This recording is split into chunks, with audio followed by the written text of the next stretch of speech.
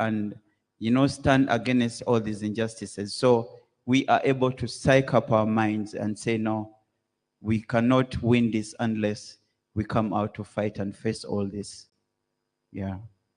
Thank you, Nubian. Really, it's quite inspiring to hear you, who's been through what you've been through, especially for the number of days that you were held in captivity. Still focusing on that experience, what kept that hope alive? I remember when we were arrested in Kalangala. I had never been arrested, never in my life, and that was the first time. And in a span of 5 days, I think I was held in 5 different detention centers, 5 just in a span of 5 days. And I remember the first time we were held in Kalangala police station. I thought that this was, you know, it was not going to be so long, and maybe later on in the evening they would just set us free. But little did I know that we were going to spend over 7 months in prison. And so when we went through all these injustices, of course they were harsh. Even during the arrest, so many of our comrades were beaten up. There were pepper sprayed at. Many came out with broken limbs, broken arms, open wounds on their heads. And the fact that we knew that the world was watching kept us strong and hopeful. Because when, even after we were put in massacre, because there was demand for our release, the world was with us, and the Facebook people put out pictures claiming that some of us had been badly beaten and killed. So the regime, what they did because of the pressure on social media, they sent in their team with cameras and then took pictures of us. Those pictures are the ones they put out to bring down that demand, because people thought that we were badly, you know, beaten. So knowing that we are not alone in this and we have a big family out there keeps us going. Wow. I think it's useful to hear this from Comrade Nubian Lee, because I know many of you spent hours on Twitter, on social media, raising the plight of the arrested comrades from Kalangala, and that just shows what the impact you have by raising your voices. Honorable Derek Nyako, it seems like in Uganda, you are not too big to be arrested and tortured. Why does the government's, and this includes MPs, we're talking about MPs who have been in prison for how many months now? Sejirinya and Sewanyana? 8 months. Why does the regime seem to have this impunity when it comes to torturing and intimidating members of a government that is in waiting?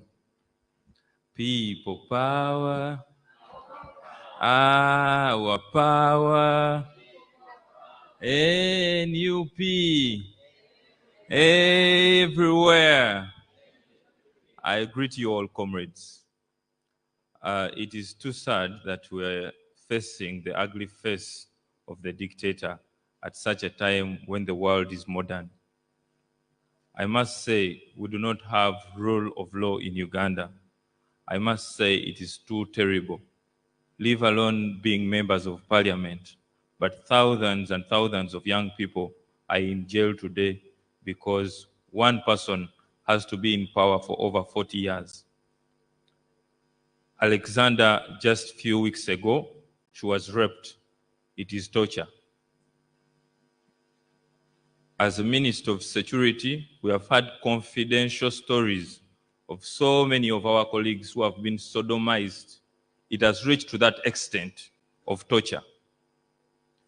Just like so many other foot soldiers who have been cut, beaten, brutally arrested, Masereka, a few famous ones, Kakwenza, that you get to know. The world has saved them. The situation is so alarming. Torture is beyond. Just like Comrade Nubian had not been arrested until I decided to join the opposition.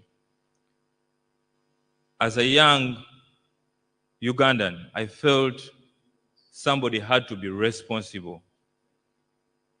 In 2 months after nomination, running for Member of Parliament, I was arrested 17 times, just in 2 months, with a clean record of not associating in any criminal record. And I must tell you, I was a contestant for Member of Parliament, not a councillor, not an LC chairperson, but their lives matter as well. I must tell you, even up to today, we have families that people have disappeared. Their fathers, their mothers are nowhere to be seen. Even in the police forces, we have police officers who were abducted and taken away just because they thought their heart was with the people. They could join the people. The situation is so alarming, where it got to break my heart totally, and I felt like maybe we need to take action. We have not done enough. It's an incident whereby I was taken to prison, and then when my mother came to see me, she had to be put inside as well. Well, we have faced torture and humiliation by the dictator, and that has happened to us. So many people tell me, Nyeko, your hand was broken. That did not hurt me as much as the people we love. And I must tell you, if we do not come up, if we do not do enough, the dictator is going to keep on hurting your brothers, your sisters, not only members of parliament. Today we have Alan and Segirinya inside. Our Honorable Segirinya last time came out, and the whole body had marks of brutality. Somebody has to do something about this. This is a member of parliament. That even on the floor of parliament, if you are to address issues that are so sensitive, you will not be given a minute. We need to rebuild our country.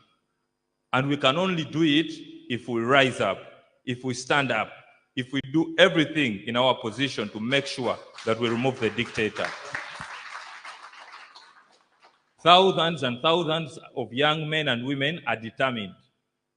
I bring you assurance from the young people we interact with, from Ugandans who are fed up, who can no longer take this nonsense. This torture won't stop because there are thousands and thousands of Ugandans that are saying, no, we must end this. The dictator will keep on torturing them, arresting them, brutality, and framing them. The question is, what are we going to do about it? We have done something about it. You have done something about it. We need to do more about it. We do not have to give up on the way. We need to fight on, because we are at a crucial moment whereby we need to do everything possible to end the road. We started the road. We are the hope of so many children who cannot go to school today. They are facing emotional torture because teachers cannot be paid, because taxpayers' money is being used by the dictator, probably throwing parties for his son. So we are looking at torture, and yet people are going to the hospitals and cannot find medicine. They are dying the same way. People who have decided to come out openly and fight the dictatorship are dying. Thousands and thousands of people are dying presently today. Torture is in several ways. Today we have domestic violence because there is torture. People cannot live to the standards of today, and because government has no solutions. We are looking at torture beyond. Torture is not only us and the foot soldiers that have been hurt. There is a reason why we are all into this struggle. to see that we rebuild the institutions of parliament, of the executive, of the judiciary, to see that the intention of democracy is practiced back home. You have been blessed that you are in the Netherlands and in the diaspora. You have seen the proper administration of government. You have seen how governments try to do everything to make sure their people benefit. I must tell you, in Uganda, we are paid by torture. I must thank the foot soldiers. I must thank the ladies in the market, the vendors who stand firm and say we are going to fight the dictator, because they are the people power. Allow me as well to thank our dear president, because if it was not for him, so many young people would not be brave enough to face the dictator. We would not be brave enough. Personally, Nyeko, I was in NRM. I did not see any reason why I would join the opposition before, because we did not see and we do not have a brave leader who is going to take on this. It is something else to take on a dictator. But we are determined to make sure that we overthrow the dictator. Thank you, Honorable Nyako. I'll tag on to the point about being brave. Of course, the end game of torture is to instill fear. And that fear will be fear of physical torture, psychological torture, sexual torture. But it's clear that from both your experiences, that hasn't been successful, because you still stand, you still champion the cause, the call for a new Uganda. You still champion the cause for bringing down a dictatorial regime. Starting with you, how on a daily basis do you get yourself to overcome this fear? Because for some people, the fear is so great, they can't do anything about it. But you, despite the fact that you may have immunity, which we know is not existent being an MP, because our comrades are in prison, how are you able on a daily basis to overcome that fear of facing the dictator? I must say, when you look at the people who are dying in the hospitals, when you look at the injustices, when you look at the corruption, when you get a chance to know deeper what's happening in government, your only option is to be brave enough to face those fears. When you look at the situation back home, when you look at how resources are being managed, when you happen to go to the cells and interact with these young men and women, when you happen to get a relative who dies, just know you'll be next. Our only option is to fight to see that we overthrow this dictator. Thank you, Honorable Nyako. Comrade Nubian Lee, I'd be interested in your thoughts on how you keep yourself above the fear that paralyzes so many activists back home on the ground. What is it that keeps you shouting, singing every day for a free Uganda? Yes, the fact that I know there are people who've been in worse situations than us. For instance, the black people in the US were able to come out and, they were taken to the US as slaves. But the fact that they were able to stand up and fight for their rights, this, is really inspiring. The South Africans, in the face of apartheid, were able to overcome this. So when you know that this has happened in other places, and their resilience and persistence has always led them to, overcoming all these challenges, this keeps me going. This keeps me going because I know that if I don't do this, nobody's going to do this. But if I do this, I'll be able to inspire even more people to come out and do the same. That keeps me going. And I think I couldn't agree with you more around inspiring. Your experience inspires a lot of people to take themselves and stand up, however, in whatever way you stand up. if there's anyone who has any specific questions you have or observations around the torture subject with our panelists, please don't hesitate to raise your hands, and then we'll have a microphone rotating around and you can use the opportunity to speak. We've got about 4 minutes. But I want to bring in the international perspective. I think we have 2 questions, just very, very briefly before we go to questions. The international perspective, and this is open to both of you. Why does it seem that the international community is willing to brush aside the allegations and indeed cases of torture, even carried out by the dictator's son, evidently in the case of Kakwenza? Why is it that they are willing to do this? Are Ugandan lives not worth the lives in the West? I'd just like to hear your thoughts, your reflections on that for a minute each, and then we'll move on to the floor for questions. Thank you.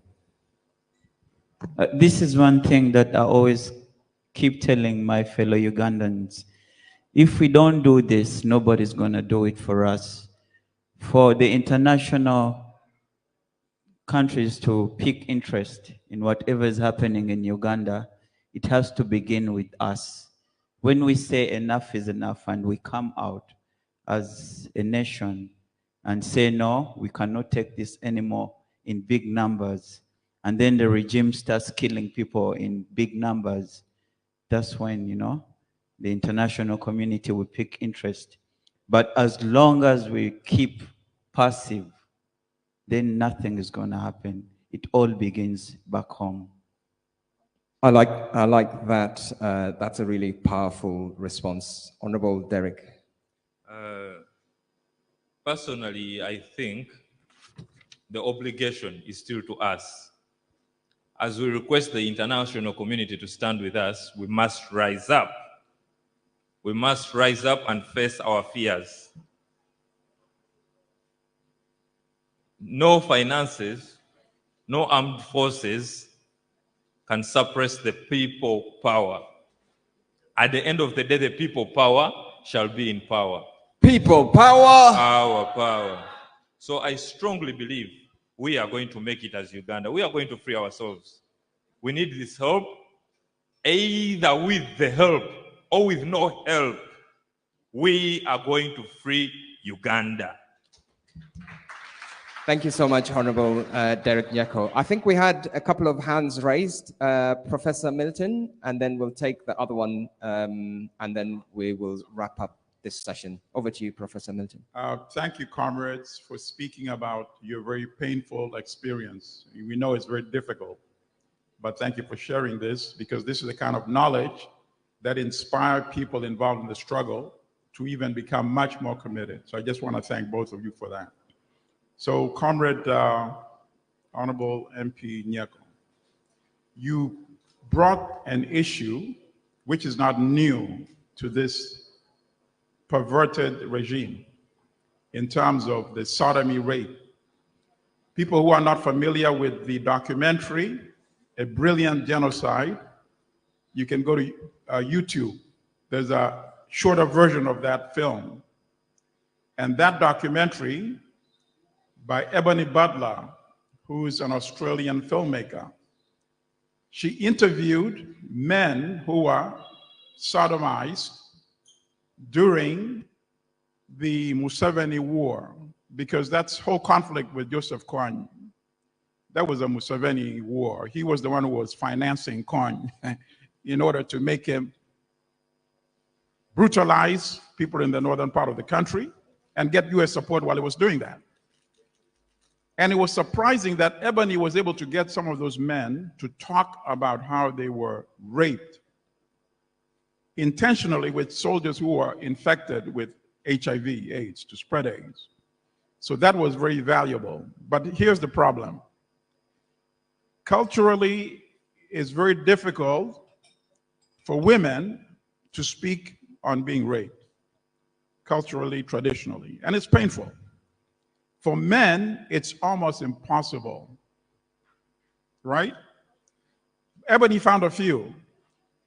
So now, based on what you're hearing now, how pervasive is this practice, once again, being practiced by General Yoweri Museveni and the deputy editor, the deputy dictator, General Muhoozi Kainerugaba? Thank you. Thank you, Professor Milton, for that question and the connection to the brilliant genocide. Can we take one more? Is that a question, observation? Question. Okay, let's take that and then we'll get those responded to. Thank you. Okay. Thank you to both the speakers and to your chair as well. My name is Simba Maguchu, and I'm a human rights lawyer from Zimbabwe. My question is directed to Comrade Nubian. You rightly pointed out that one way of eradicating, well, we cannot completely eradicate it, but reducing torture is to expose it. So how far have you gone in exposing torture in Uganda? What international mechanisms have you used? Because I know that using mechanisms at home is a waste of time. They won't pursue the cases against the dictatorship. But how far have you gone in using international mechanisms to expose torture in Uganda? Thank you. Thank you. Did you say your name was Simba? Simba Rashe Maguchu, but everyone calls me Simba. Simba, the lion. Okay, that's a really good question. Okay, I'll hand over to Honorable Derek to deal with Professor Milton's question. And Comrade Nubian Lee, if you have anything to add, feel free. And then we'll move on to your question. Thank you so much. Thank you so much. Professor Milton, a lot of weird things happen when we tell you that drones are picking up people. 95% of the people picked up by the drones are either raped, beaten up, or sodomized. Even other weird things that we feel we should not openly say. But what are we left for? More than 80%. They are official cars that are supposed to come and pick or arrest somebody. The reason why they are using drones, it is because they want to drop you at the police already broken. So you're facing the trauma of just even being dropped at the police station. And lots of other sexual crimes that are happening by state operatives because they have guns, they do not have rule of law, they do not respect the constitution. So it is up to their mercy. They decide when to rape. It is only that they go ahead and threaten those that come up and speak. Few of the people have the courage to come out and say what happens to them. And for those that are confidential to us, that we do not want to mention names, of course we do at certain forums, but we keep their dignity as soon as they open up and tell us openly that they do not want to be out there. We must fight this vice. We must fight the dictator. And the more we talk about this, the more people get bold enough to openly talk about it. Thank you. Thank you, Comrade Honorable Derek Nyako. I think there's a question in there, and I'd like to pose this to NUP leadership and representation around what support the party has for people who undergo this physical, psychological, and sexual torture. But that's just a question. It'd be useful to understand what structures and mechanisms are in place. In the interest of time, Comrade Nubian Lee, do you mind answering Simba's question around how far you've gone exposing the torture of the dictatorship? Yes, thank you, Simba, for that question. As a country, as people power, we have really tried to maximize internet. Whenever we have activities, we are always certain that the regime is going to come out and unleash brutality onto us. So what we always do is we go on Facebook Live, and by doing this, we are able to expose whatever brutality goes on.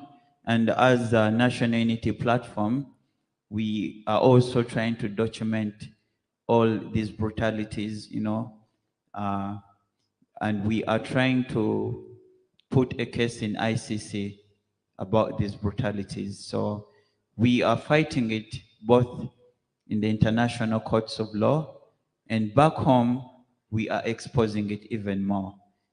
Because when we expose it, even the people who did not know what the regime was doing, once they get to see these crimes on humanity, then they have a change of mind, and they realize that all along they've been hoodwinked by the regime. It's a brutal regime. In that way, I'm sure one day we are going to have the capacity to have enough people come out and say, that's it, enough is enough, and we shall be able to overcome all this. Thank you.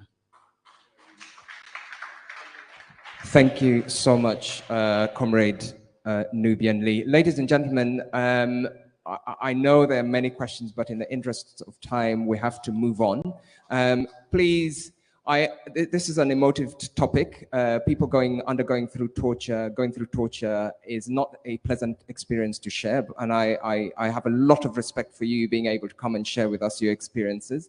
You do inspire us, and I'm sure a lot of the comrades will agree.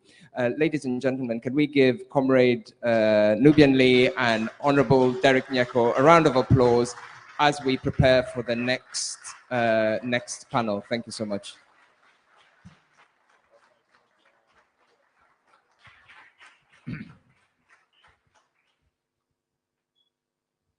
Yes, thank you so much, David, for organizing this panel. We're now going to go to our last panel, because there's one thing that we really want to listen to, and that is our president. So we've asked him to be here at 5 for his keynote address. The last panel is going to be on how to use international institutions, how to become better at diplomacy. And for that, I would like to call forward, first of all, our real Minister of Foreign Affairs, Mr. Muwonge, please. Yes, you're the Minister of Foreign Affairs. Yes, so please come into this panel. Sorry? Yeah, International Affairs, yes, thank you. And then, Comrade, I'm trying to say Zakayo, but you're Makayo. Makai. Thank you. Please take a seat. And Joseph, just say your last name, otherwise I might be the spokesperson. Senyonjo. Thank you. So.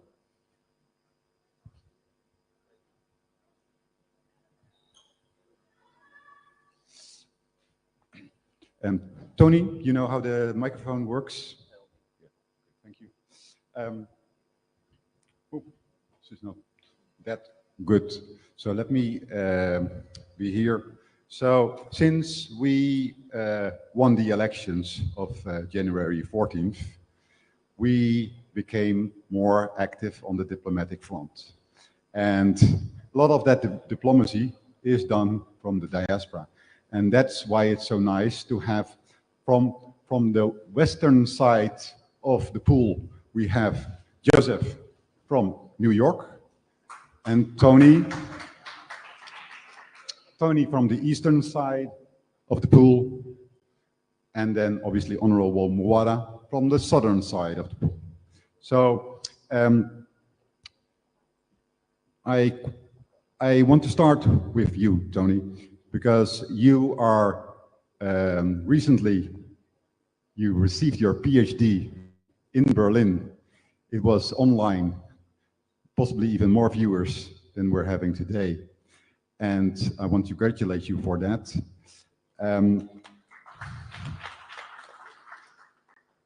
And you also advised the United Nations in Geneva. And you also advise the National Unity Platform a lot. I've been on the phone with you quite a bit. People obviously know me for doing all kind of actions, but then first I call Tony for some advice. So Tony, I would like you to start explaining to us what we can do better with the National Unity Platform, so that next year, when we come back, maybe in your hometown, Berlin, that we can report we have moved forward. Please. So thank you very much, and I greet you all. I know you're very tired, so just be attentive. We're going to keep it very brief. I thank Nico for organizing this, Nick and Susan, and I thank all of you for coming here this evening. So I'll get straight to the question. What can we do to energize our struggle at the international level? I would begin by saying our struggle through Bobiwine has been brought to the face of the international community. So that's very good. We've had international credibility. We've been all over the media houses for the last 3 or 4 years. And everyone knows there's a problem in our country. So that's not news. Everyone knows people are being killed, women are being raped. So it's not big news. People know elections were stolen, we had the U-vote up and so on. What is lacking, or why are we not moving forward from the trajectory? I think how we engage international institutions is very important. So we go for demonstrations. I've seen people at the UN in New York, I've seen people in Berlin at the Foreign Ministry, and I've seen people in other world capitals. That has been very good. But how do we move from engaging international institutions? I've seen people at the IMF and at the World Bank. How do we then get this information deep into the tables, and how do we do follow-up? And engaging international institutions is not only political lobby, but it's also institutional activity. So I will give one proposal, for example. When I look at the United Nations, the United Nations has 4 key events every year. The first event is happening every March. It's called Commission on Status of Women. So we had a women's panel here. The Commission on Status of Women speaks with non-government organizations, civil society organizations, but also governments. So how do we get women from the National Unity Platform to speak in New York every March? Speak about the challenges, bring up issues of domestic violence, issues of rape, under NUP or under different umbrellas. The second event we have every year is the High-Level Political Forum. The High-Level Political Forum is at the UN, still in New York, is addressing the SDGs, and there are 17 SDGs. All these SDGs are interrelated to the challenges we are facing as National Unity Platform in the Ugandan context. So how do we try to translate our message or challenges to the UN under the pretext of the SDGs? The third event, which is very important every year and where civil society takes part, is the United Nations General Assembly. They engage governments, but there is also an opportunity for civil society to take part. And in many African governments, you discover that governments will come and speak and tell lies, but they're not countered by the civil society or by the opposition political parties, just because the parties are not there to counter them. The fourth and last event is the Human Rights Council. This is taking place every February, and I think every summer. Now it's ongoing in Geneva. So I've had people speaking about torture and rape and sodomizing of people and illegitimate arrests and so on. This information is very important, but we as NUP have not been able to translate this information from social media or from keeping it in the Ugandan context to bring it at the UN Human Rights Council in Geneva to the international community. So that is one of the basic ways we can transform this message. Thank you very much.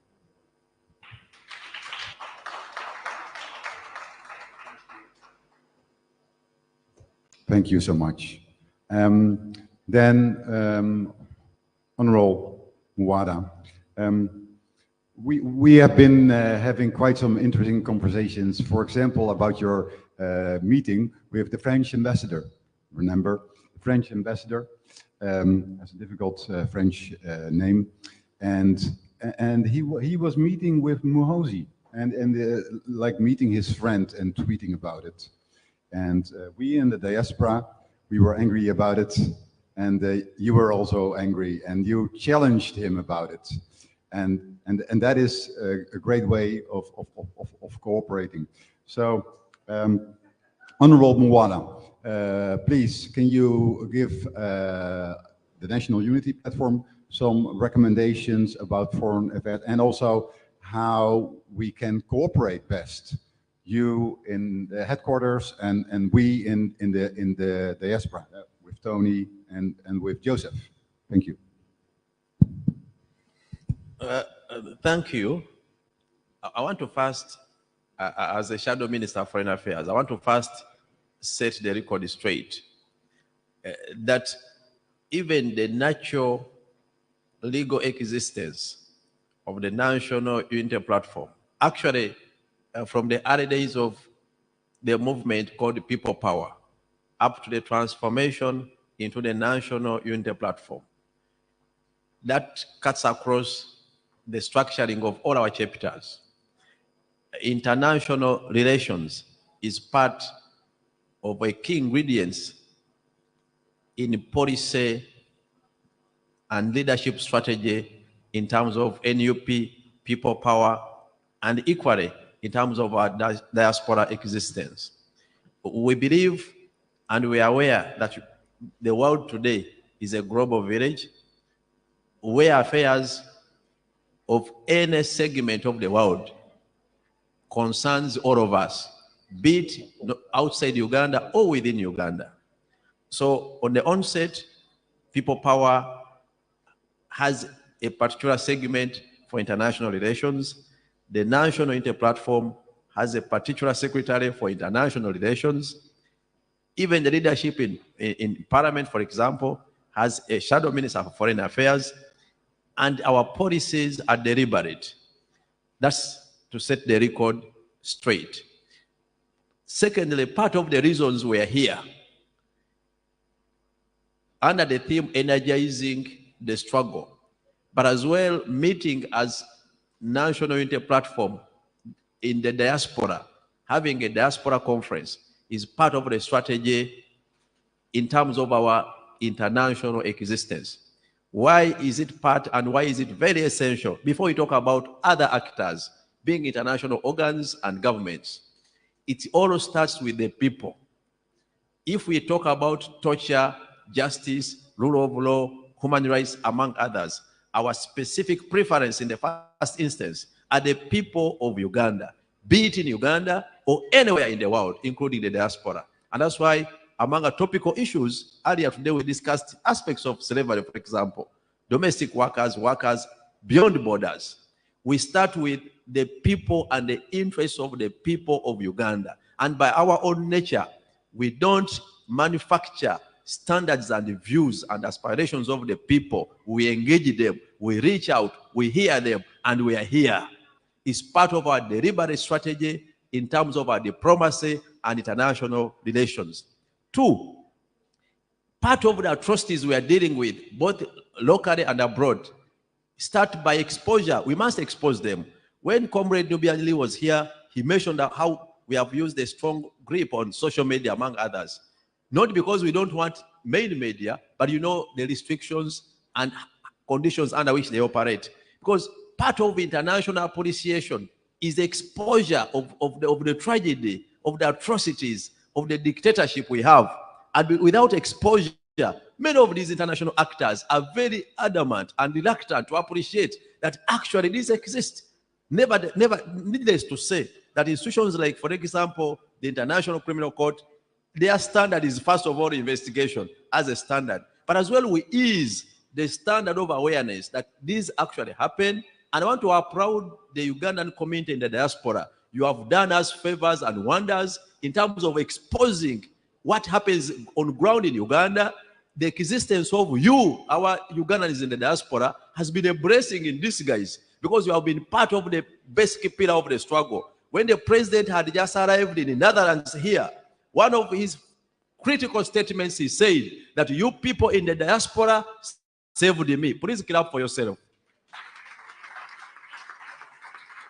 One of the first key critical statements by President Kyagulanyi in his welcome remarks as he arrived in the Netherlands, he said the people of the diaspora, you saved him when he was incarcerated in Arua, when he was detained, you raised up your voice. This is a signal that we cannot underestimate the role of Ugandan communities in the diaspora, as well the role of Ugandan communities back at home. That's the first step, exposure that this is what is happening in our country, and we are the people, and here we are the people. Uganda is not made up of trees by the people of Uganda. So our first step in international relations is exposure and creating awareness that this and this is happening in our country, because many of these international actors, many times they ask for evidence, many times they ask even for obvious evidence, and that's why you will find it surprising that some will say we are not aware. So awareness is part of a deliberate strategy in terms of international engagement. Two, we have taken other steps, including boycott, even at domestic level. As we stand today, yesterday we are visiting the Netherlands Institute for Multi-Party Democracy. But part of the reason is, back home in Uganda,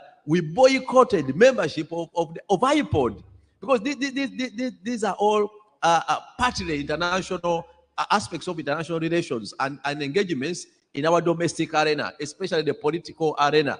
So part of our approach to international diplomacy is boycott where necessary. And that's why we are boycotting IPOD, because how dare do you say you are facilitating dialogue when our hands are tight and someone, a giant, a dictator somewhere is saying you must dialogue on my own terms. What kind of diplomacy, what kind of democracy would you be exporting to Uganda? And we are saying no. So even boycotting some of these internationally motivated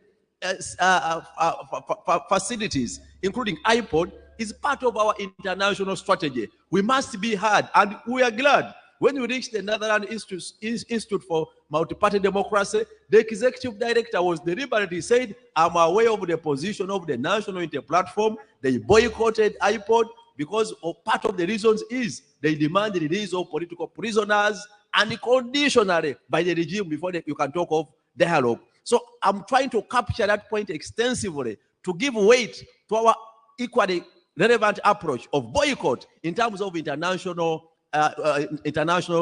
diplomacy and our engagement at international fora. But as well, needless to say, we're also making use of all international forums and network, including courts. I think as we speak now, there are several petitions to the ICC, some by NUP and some by individual Ugandans. We are equally in support of all approaches that ensure that international institutions as established are seen to act as in terms of Uganda. And part of the pressure for them to act has been occasioned by you people in the diaspora. You know you have done it. You know how much you have pushed on. You know how much you have kept the fire burning in terms of realizing meaningful democracy in our country, meaningful respect to human rights and good governance, among others. And we cannot relent on these efforts. We are here to dialogue even more. Where should we add? What steps are you taking? We're also here to listen from you, to come, because the party and the approach we are having as NUP is not only formed in terms of researched opinion, but the views you have, the aspirations you stand for, the suggestions you stand for. I believe by the time we finish this conference and many others, we shall even have gathered more energies, more strategies, more approaches. We understand in the global setup, institutions like the UN, institutions like the African Union, institutions like the East African Community, the other institutions of governance and democracy, and even including other countries, such institutions like the European Union. We are here, and part of our approach was to file a petition. But this petition was crafted by you people in the diaspora. You presented it. I believe it is an inclusive approach. We are taking use of all possible and meaningful steps to ensure, one, we expose the dictator, we expose the atrocities, we demand for justice, we demand for fairness, and needless to say, we also demand for actions where possible. In terms of Uganda, we want electoral decision by people of Uganda, which has been denied to the people, from the people of Uganda for generations now. And we are saying we must have change and meaningful change. So we are employing all these approaches, not for them to decide for us who must lead Uganda, but to come into realistic picture that people of Uganda have now the capacity to decide. Because in the first place, in the previous election, the winner of the presidential election has not been announced to date. Though he's coming here, our president, Chagwen Sentamu Robert, but has not been announced. Yet we are very certain, if we are talking about rule of land democracy, an election is announced from declaration of results form. Now we have an election where results form are not considered. but someone announces a winner. We hear a foreign entity funding an electoral commission, independent by only the name, but not independent in terms of action and the results. So part of the process is exposure. Ladies and gentlemen, because of time, the little I can say is that our international approach is not only in terms of the leaders, but also in terms of the people. What you do and what we do, added together, we shall move a long way. The struggle continues with all the challenges, with all the intimidation, with all the frustration. I've seen how we have saved even Ugandans in the diaspora by you and efforts by you people in the diaspora and those at home. It is a meaningful win-win approach. It is an inclusive approach. Your views matter. Our views matter. All what I can say, Aruta continua. The struggle continues. I thank you.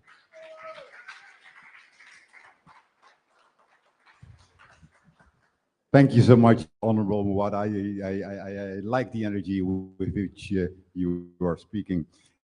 And I would like to have my paper back, but because it contains my notes. Thank you. Hey, another paper. So where is that? Oh yeah, thank you. So I want to give some examples of how the diplomacy work. So as we know, 2 weeks ago, our president was in Senegal for a conference about organized by Democrats, and our president is a rock star, and there were many Western young people, and they lined up to meet our president. And the next day, the president asked me, "Hey Nico, I met some guys from the Netherlands. Please talk to them and invite them to our conference." So I did, and they came to our conference or opening on Thursday night. Although it was raining cats and dogs, remember, Honorable Muwonge, today the weather is better, but they showed up, they talked to Honorable Muwonge, and I explained to them what's going on in Uganda. They were flabbergasted, and they directly started saying, "Oh, I know Sophie in het Veld. She is MP from of European Parliament." It's someone that I have been sending emails to. I never get a reply, but we know introductions are very important. So these young Democrats helped me to get an introduction. So you see that the networking is important. It's our president that opened the door, but then after he opens the door, it's also important that there are others who follow up, and that is one of the roles that I have been taken in the National Unity Platform. I call myself EU ambassador. Another example I want to give, that we are talking to the International Monetary Fund. Now, one of the reasons that we're talking to the International Monetary Fund is because we also have been demonstrating there, and they don't really like that. It makes them look bad, and they want to look like a noble organization.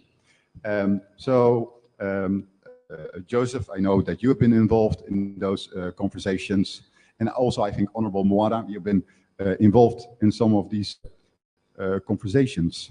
Another where we're making progress is this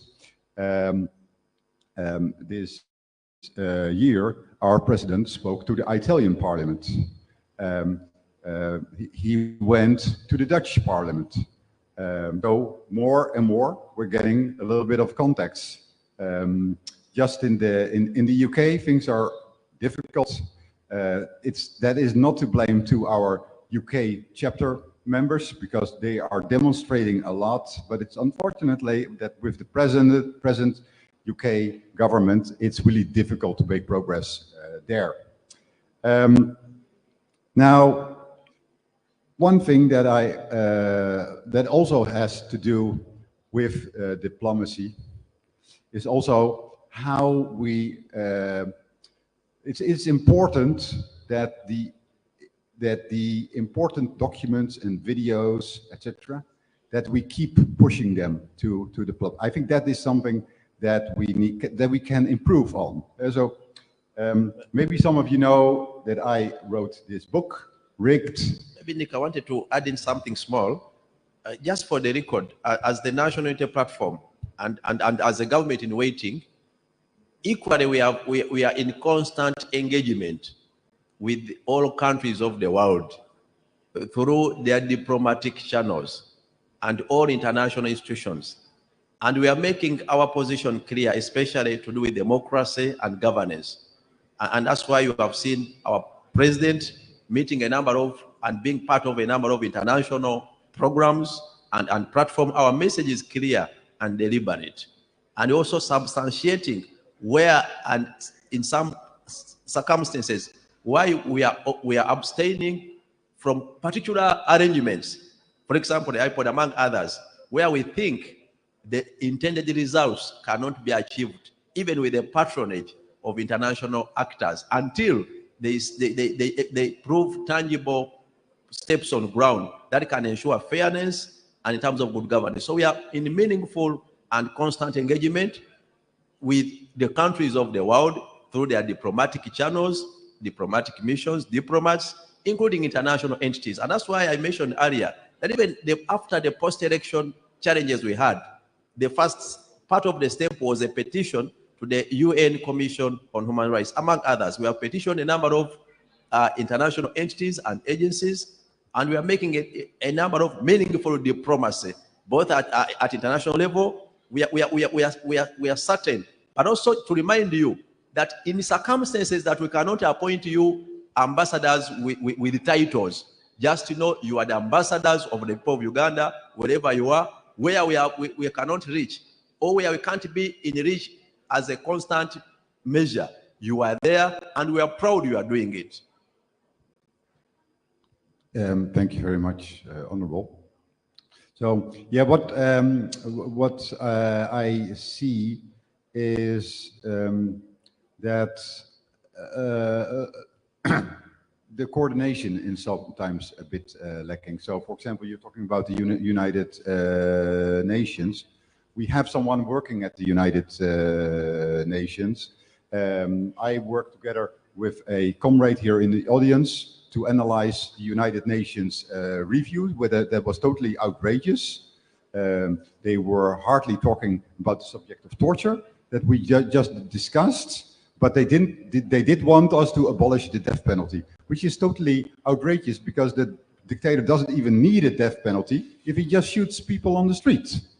So, I'm going to be a bit critical here, but I didn't see on social media these United Nations countries being exposed. We need to be much more critical, and sorry to say, but I see the NRM being way more active on social media than NUP, because we are very fearful of tweeting something wrong or posting something wrong. I think we should reduce our fear and become more aggressive. So this book here has not been tweeted by you. Sorry to say, it has not been tweeted by the president. I think SG tweeted it once about this. And Carquenza, who is not a member of our party, he was the first to put this book in his hand and put it on his Twitter feed. And then the NRM started reacting. Look, they have a Dutch guy that wrote a book about the elections. Well, that must be false. He is Dutch, right?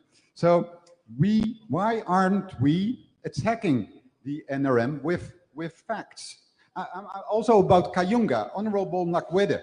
I'll be honest, the leadership has been silent about the Kayunga elections.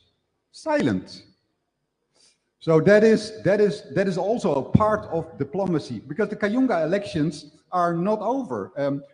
I didn't hear everything what Honorable Nakwede was saying, but I know that is still in court. So why aren't we pushing social media to make the government of Uganda expose them that the judicial system is not working? So this is really something that I'm passionate about. You can notice by my voice. And so those, yeah, I hope that is something that we can interact more on. And I'm actually pretty sure that this is also something that Joseph agrees on, because Joseph, you've been also, just like me, devoting a lot of time to the National Unity Platform without payments, just like me. You told me yesterday night that you basically sacrificed a year to work for the struggle, and I want to thank you for that, Joseph. And those kind of things also need to be appreciated a lot. So I really, this conference, I have been appreciated a lot. That is really great. I mean, I really feel good about that. But Joseph, I think you should also be appreciated for all the work that you have been doing. So, and I think next time you also need to write a chapter in this book, right? So please, I want to have some applause for Joseph. Yeah? Thank you. Thank you. Yeah. And Joseph, now I want to give you the floor. Thank you so much, Dr. Nico. If you don't mind, I will stand. Sorry? And then I'm going to sit.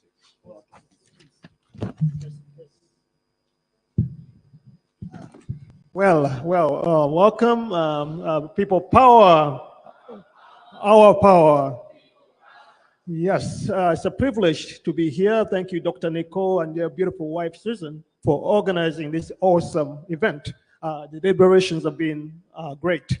So far, the demonstrations yesterday were amazing. Yeah, so let me not waste too much time, get into it, but thank you for the recognition, and you've been doing so much. We would not have gotten to the European Union and European diplomacy. I'm glad that you spoke about it, because I'm going to talk about the American side. So thank you so much. The international diplomacy is very, very important, and diplomacy started right after the elections. We mobilized around the electoral fraud. Dr. Nico here just showed you a book, Rigged. He developed, and his team developed the U-Vote app, which was used during the elections. And a lot of rigging was captured. Results kind of didn't match what the regime reported. So we in the diaspora decided we're going to expose the rigging. So we started through tweeting, through writing letters. But before that, we had to rescue our president. Our president was under house arrest. So we mobilized. At that point, there was a team that was led by Madame Grace Chiboneka of Seattle. She's not here, but I want to recognize her, because during that time, she was the coordinator of this effort. We had a couple of international Nigerian lawyers, and Jeremy, I think you were on one of those committees, and a whole bunch of other people. We reached out to the State Department, we reached out to the United Nations. These are Nigerian lawyers who help us reach some members within the UN system. We are activating the Red Cross. The US ambassador, as a result, went and tried to visit His Excellency the President. And so the release of His Excellency the President was not by accident. He could have been under house arrest for a very long time, but because of the pressure, international diplomacy, reaching out, something was done. So that started back then. And ever since then, we've been exposing the rigging, the abductions, because the abductions have been ongoing since the elections. Thousands of our people, we've been exposing that. And as a result, some sanctions were put on Abelka and Hindiho, and some unspecified persons have travel restrictions because of the exposure. The diaspora is a very integral part of this effort. So the idea is that it's ordinary people like every one of us here. So we have the power, as Madame Mutabasere from Zimbabwe said, she took it on. You know, take it on. If the leaders are not doing it, do it. Do it. We have the power. That's why it is called people power. So we, in each individual capacity, we should do something. If there is a protest, please show up a protest or prepare a placard. Even if, you know, some people are afraid. Even if you need to put on a mask, you can say COVID. You know, if you want to need to disguise, at least show your presence makes a difference. You know, have the placard and protest. That sends a message. All right. So let me go into the since the beginning of this year, this Boston chapter has been in the lead of the international relations. Both of the gentlemen that the team that is leading this effort is actually part of the Boston chapter. So again, I want to recognize Madame Dorothy from Boston and the women. Again, thank you so much. The women are, in fact, when you go to most of the protests we go to are mostly women. And mostly women from Boston. So the women seem to be more masculine. I mean, they're more, let's see, they're more fearless than the men. They're actually leading a lot of, I mean, kind of showing up at more protests than the men. So we really have to cheer the women. Thank you so much. And Madame Dorothy's leadership has enabled the team. She knows how to delegate. She's, again, a woman. She knows how to focus on what is important. And so Tony Kaziba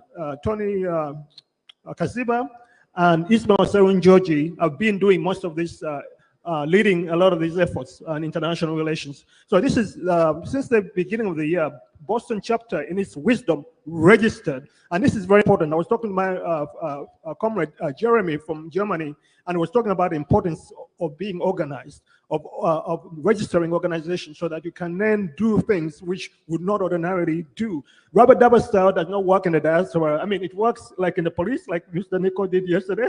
Yeah, but when it comes to getting to policymakers, they want to see that you're a credible organization locally. So however way you do it, however way their laws in their countries work, it's important to have organized chapters, register, and then you can do certain things. Mr. Jeremy was talking about how in Germany, for instance, the NRM is doing a lot. There are a lot of people, asylum seekers. Some of these asylum seekers are actually the ones organizing the NRM, the NRM event. So how can you be an asylum seeker and be on the side of the government? So, but if you're an organized organization, Mr. Jeremy was saying, you can then expose these people.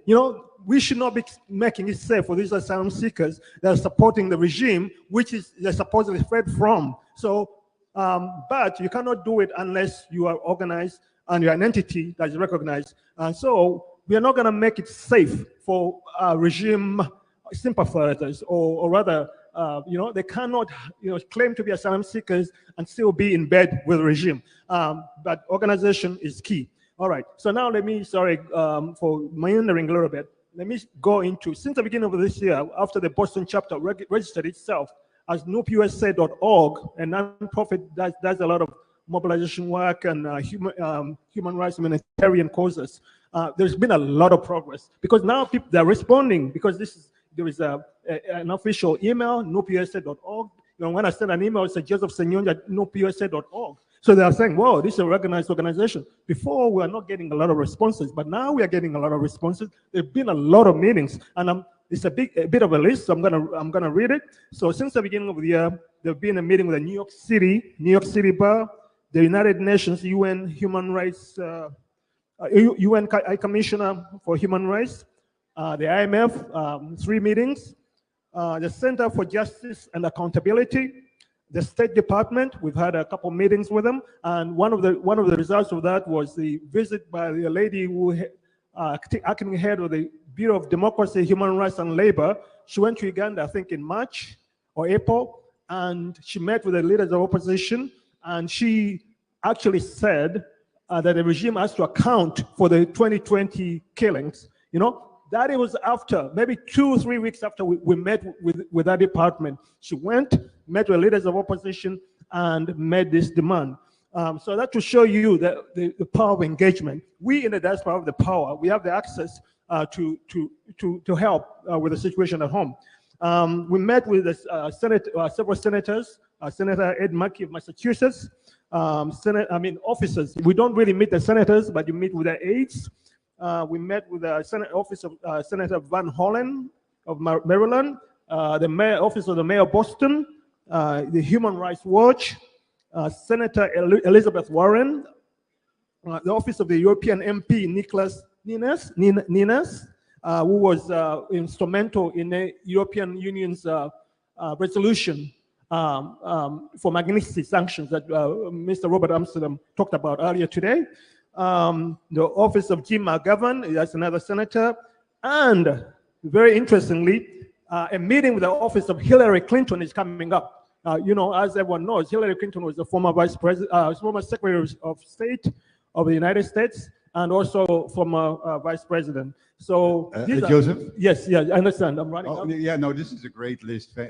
So after Joseph finished with his list, I'm going to walk in the audience for some questions. So please prepare your your questions and please continue. Joseph. So having said all that, we need a partnership with Uganda. I'm glad that the Shadow Minister for Foreign Affairs, Mr. Mwadan Kunyinji, is here. One of the challenges we've had, we've actually reached out with some of the gentleman mentioned some of these committees in the UN. We actually reached out to them. And as someone said, they need evidence, they need collaboration. We've reached out with our colleagues in Kampala, and it's been very difficult because the information is not forthcoming. So we need to have a partnership with Kampala to work, because we should not be, we're not competing. We are all for the same cause, so we need to work together.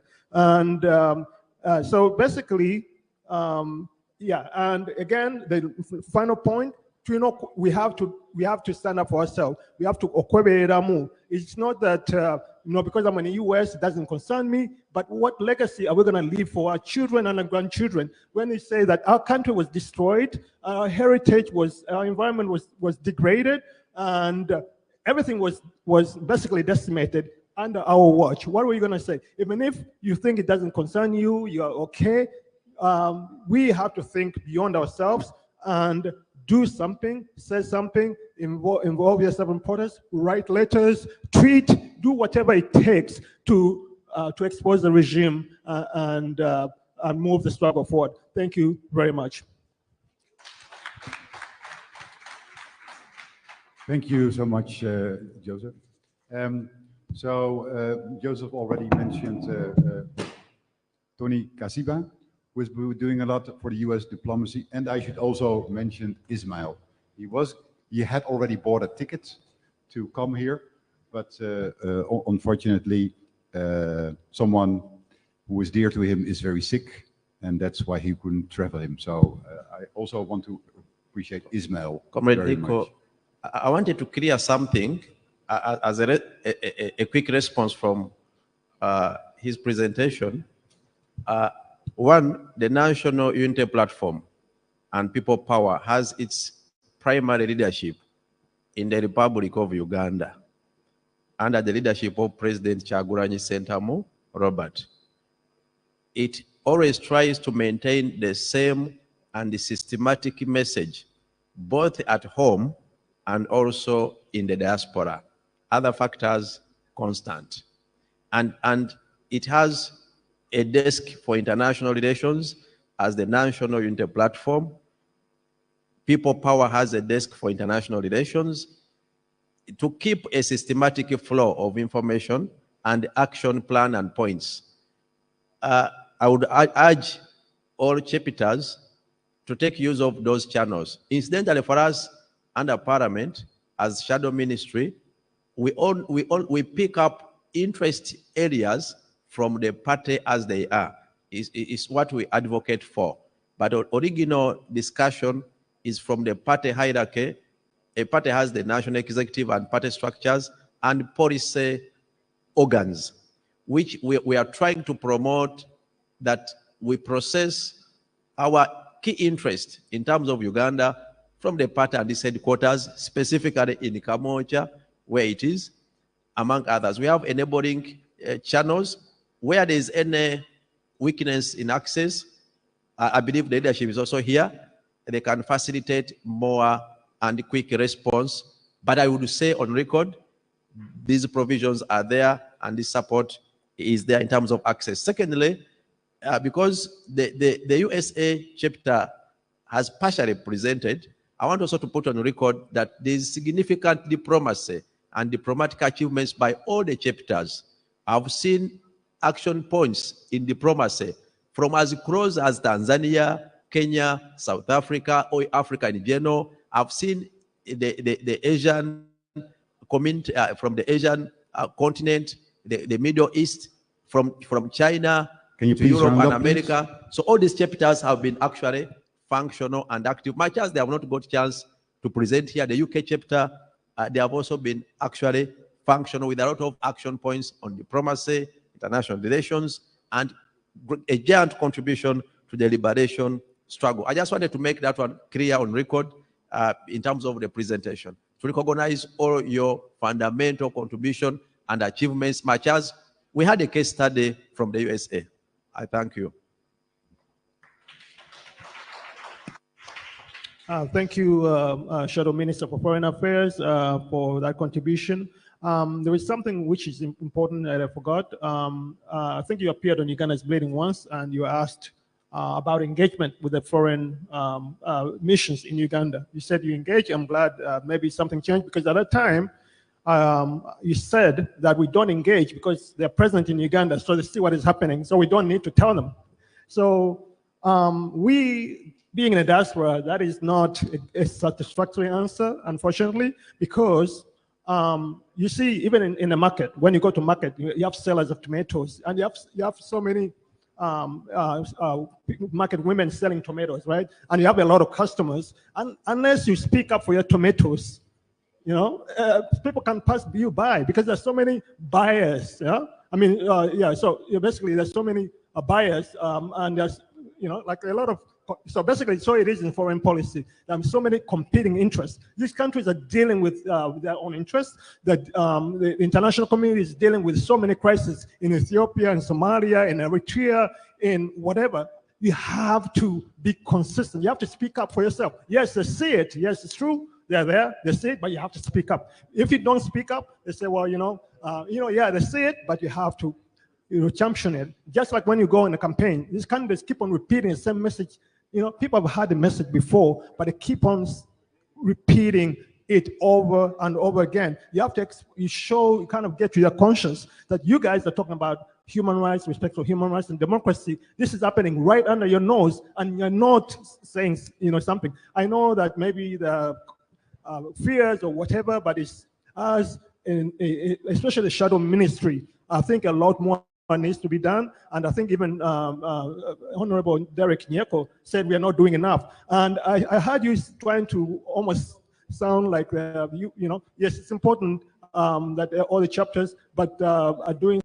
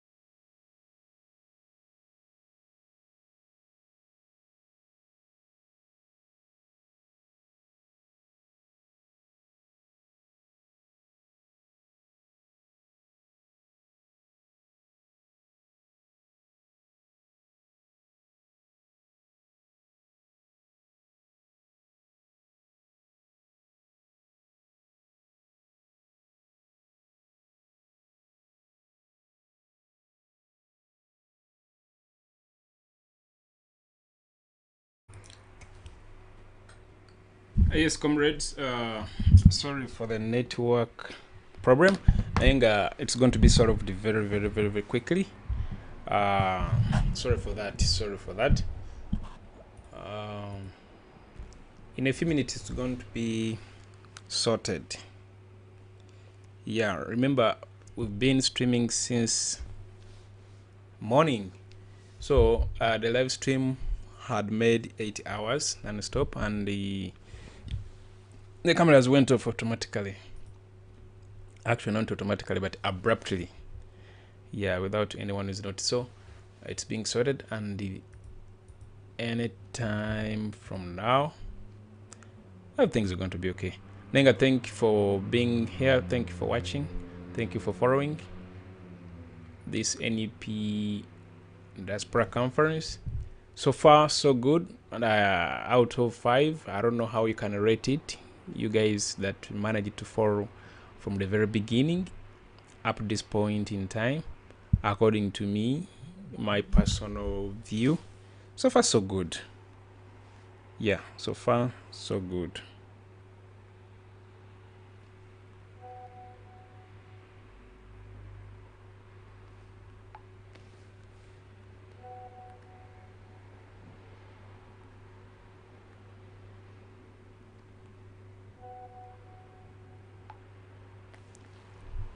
So far, so good.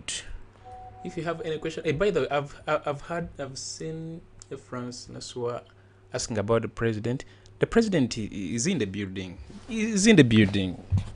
Yeah, he is a president. You understand? He is the president. The president, you more than, because in Uganda currently we are over 45 million Ugandans, but at least those that managed to register to vote, okay, because they are already a representative of the 45 million. Let me just say over 45 million voted for our president. This monster is just an educational thief. He's just an imposter. The dictator is an imposter, is an election thief, is a dictator, is an autocrat, is I don't know even how to describe him. He's all things. So president, a better president. So anytime now is going to be speaking. Actually, let me connect on the stream. Just a minute. In the meantime, but of course, after the network has been restored, I'll have to restart the stream. If you hear background noise of the clicks here and there, don't worry about that.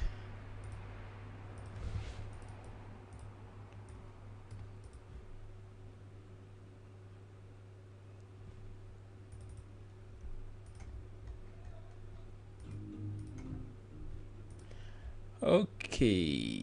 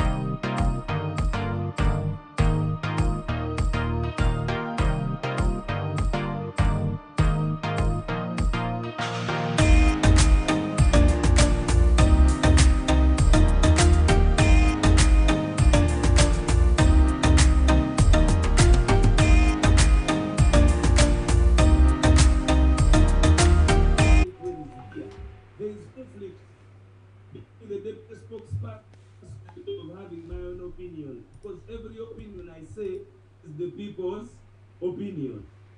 Now I'm also Yeah. that I must represent you. Sometimes you tell me to say words I can't even say. They are not my words. Of the words, because we are people power.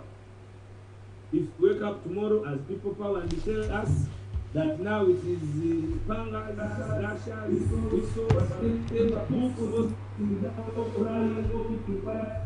about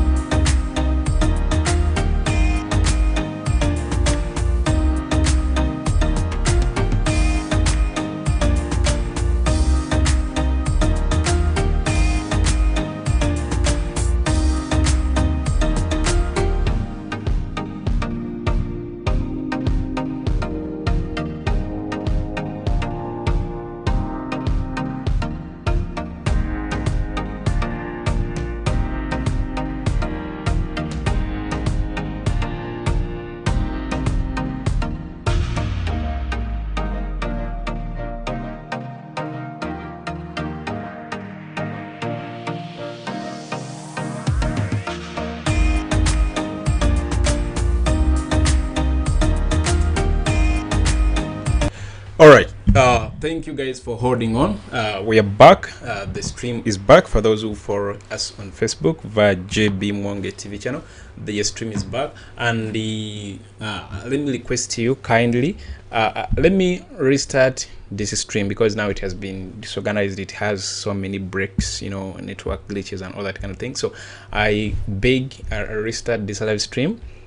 Let me end this and then restart another one just now in just a second. For those that for us on Facebook, I'm also going to reconnect all the other pages. All right, thank you.